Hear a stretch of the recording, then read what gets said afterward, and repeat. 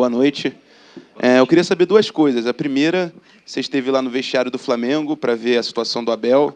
Queria saber se ele está bem também, o que você viu lá do Abel, até porque todos ficamos preocupados com isso. E a segunda coisa sobre o jogo, o Flamengo criou no primeiro tempo, eu tive a impressão, principalmente a partir de erros do Fluminense. Acho que o Fluminense cometeu hoje mais erros que de costume e o Flamengo teve as suas melhores chances a partir disso. O que você acha que esses erros aconteceram nessa partida de hoje? Porque o Flamengo criou tanto assim, no primeiro tempo, principalmente. Boa noite. O primeiro Abel, quando eu estive lá, já estava melhor. Aparentemente é mais um susto. Ia passar no hospital para fazer exames complementares, mas com a graça de Deus aí não vai ser nada, que isso eu acho que é a coisa mais importante, é que ele estabeleça a saúde. Quanto ao jogo, tiveram duas coisas. A gente errou bastante e o Flamengo também fez uma marcação bastante forte, bem feita. Mas foi uma mistura dos dois aspectos. A gente errou coisas simples, coletivamente, hora um, hora outro. E o Flamengo também pressionou de uma maneira bastante agressiva. Então, a soma dessas duas coisas acho que provocaram as chances que o Flamengo teve. Eu concordo com você, com a tua análise. Diniz, boa noite. Hoje, em dois momentos distintos do jogo, o Flamengo tirou o Fluminense da zona de conforto. Primeiro no 11 contra 11 e depois do gol de empate do Fluminense, o Fluminense tendo um jogador a mais. Por que isso aconteceu? No primeiro momento foi o que eu disse o teu amigo aí. Eles fizeram uma pressão bem feita e a gente cometeu erros que a gente não costuma cometer. Na soma desses dois fatores, o Flamengo conseguiu levar melhor e eles tiveram algumas chances boas para abrir o marcador. Depois que a gente fez o gol, estranhamente nosso time recuou. Em nenhum momento aquilo foi pedido, nem quando estava com 11 contra 11, a gente costuma recuar. Era muito mais jogo para nós adiantarmos a marcação, a gente ia ter um jogador a mais no meio para a gente pegar a segunda bola. Às vezes que a gente fez isso, a gente teve um domínio completo. Eu acho aí que a parte emocional pesou um pouco, a gente ficou esperando mais o jogo terminar, em determinados momentos, segurando 1-1.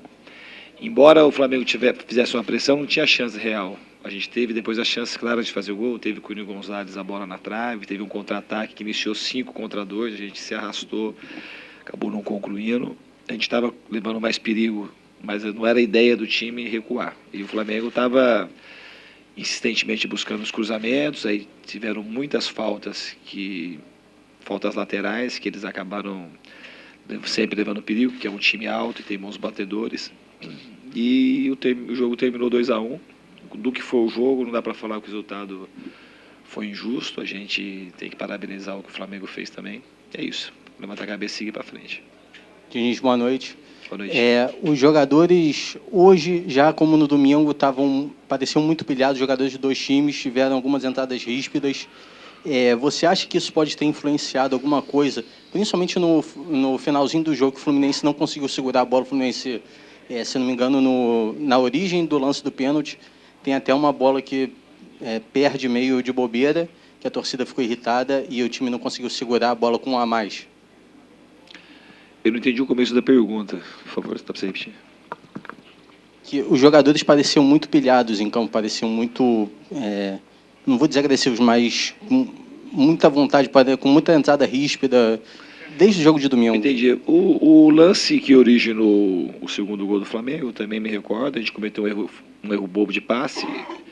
A tua fala justifica por outros aspectos do jogo, algumas confusões, a expulsão do Bruno Henrique, o que aconteceu no final do jogo, mas no lance em si, acho que não dá para provocar, não foi provocado por conta disso. Era um lance geralmente fácil para a gente acertar o passe e controlar a partida. Eu não acho que esse descontrole por conta das entradas mais ríspidas teve alguma coisa a ver no erro que a gente cometeu que originou o segundo gol do Flamengo. Oi, Diniz, boa noite. Eu queria que falasse sobre dois lances, por favor.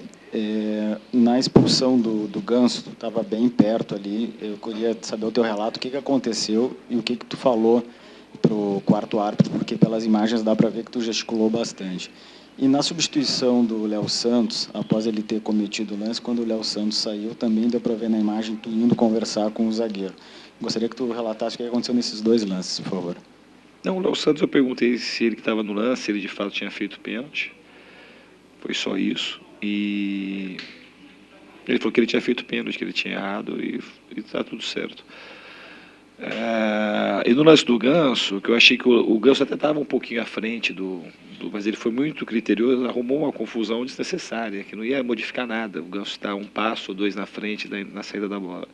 Aí eu não sei o que aconteceu do Ganso, eu não posso também te falar o que o Ganso falou para ele, não vou ficar fazendo uma defesa daquilo que eu não vi. Eu só achei que era um lance mais controlável, assim, talvez faltou um pouco de experiência para não chamar a atenção, porque passa-se muitas coisas que o juiz ele não expulsa todo mundo que fala alguma coisa para ele, senão os jogos terminariam todos 5-5. Então acho que era um lance que originou uma grande polêmica que tirou um pouco a atenção do jogo. Mas foi isso, eu não estou defendendo o Ganso fez. Eu achei que no lance em si, o que originou a discussão, acho que o Ganso estava 1 ou 2 passos à frente da linha do meio do campo, que não ia modificar nada da história do jogo, né? Absolutamente nada. Então, por conta disso, acho que ele poderia ter deixado passar, e eu não posso, repito a você, eu não posso fazer uma defesa que eu não sei o que o Ganso falou, deixou de falar para ele. Aqui, Diniz. Boa noite. Boa noite. Diante dessa indefinição de agora, como é que se o Fluminense vai permanecer no campeonato, não vai, vocês vão ter que aguardar até domingo. Como é que o técnico trabalha durante esse período? O que interfere na sua rotina de treinamentos? Como é que você vai trabalhar esse período, ainda sem saber como é que vai ser a sua vida, né, no Carioca? E como é que é agora essa situação esquisita até de estar na mão do Flamengo para poder se manter vivo na competição? E tem o Bangu também, né? O Flamengo tem Bangu. E eu acho o seguinte, para mim, tem uma certa... O que a gente tem que pensar agora é no nosso próximo compromisso com o Luverdense. Então, a gente não tem que... O que está certo, né? A gente não tem que ficar imaginando o que vai acontecer. A gente tem que esperar o jogo acontecer aí no domingo. Amanhã, primeiro, Bangu e Vasco, e esperar domingo para saber depois a nossa sequência.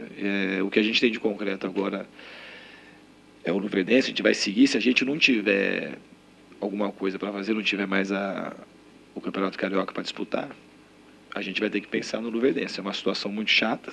O time acho que está fazendo um grande ano até agora, com nossos erros, nossos acertos. É um time que começou muito desacreditado, mas que está se encontrando durante o ano. Então é isso, a gente tem que esperar. É uma situação um pouco diferente, a gente tem que esperar até domingo para saber qual que é o nosso destino, mas a gente vai esperar de acordo com a melhor expectativa. A gente vai acreditar que a gente vai estar nas semifinais da Taça Rio, do Campeonato Carioca, e fazer de tudo para disputar a final. Então, em princípio, é isso, a gente vai ficar na torcida para que isso aconteça.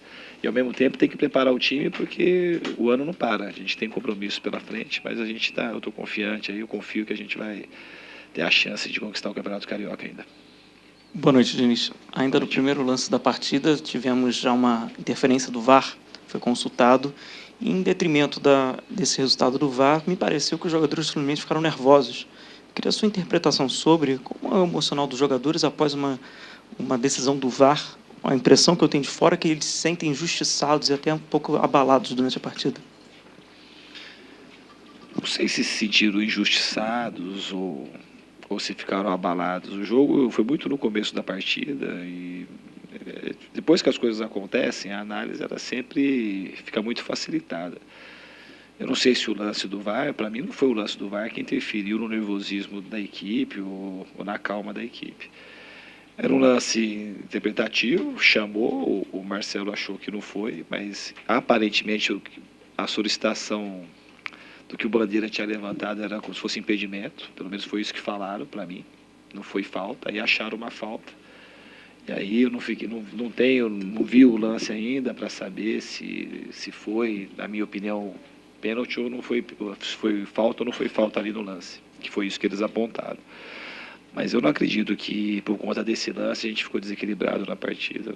Na hora sempre acontece tanto um lado quanto do outro, quando você faz um gol.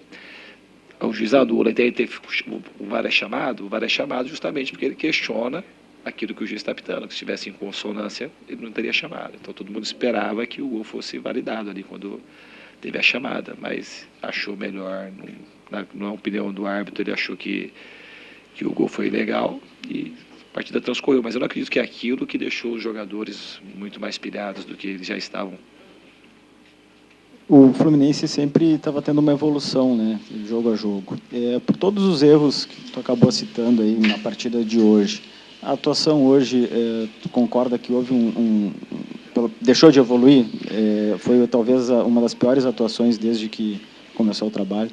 Não, concordo. Acho que a gente em determinados momentos do jogo não conseguiu jogar bem, mas teve muito mérito aí do Flamengo também, que soube encaixar bem a marcação. Mas isso serve de experiência. Então, toda vez que acontece uma partida como essa, que o adversário consegue exercer uma boa pressão, uma boa marcação, é uma possibilidade de você melhorar o time. E a gente vai fazer isso para frente.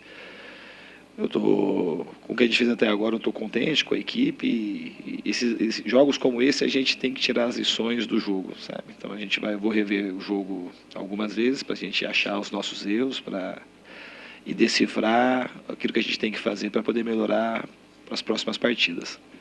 Diniz, aqui à esquerda. No lance do pênalti, né, que originou o gol do Fluminense, pareceu ali que uma certa dúvida, né, quem cobraria. O Luciano pegou a bola, todo mundo achou que ele ia bater, depois foi o Johnny Gonzalez. Como é que isso funciona na prática? O Luciano, a gente sabe que perdeu um pênalti recentemente. Isso pesou, os jogadores decidem, você define no vestiário quem é a cobrança. Como é que funciona isso na prática? Os jogadores treinam pênaltis, o Luciano treina, o Johnny também treina, e ali no momento o Luciano tem sido batedor oficial, e no momento ele achou, o Johnny também bate, e eles decidiram que o Johnny estava talvez mais confiante para exercer a cobrança, e está tudo certo.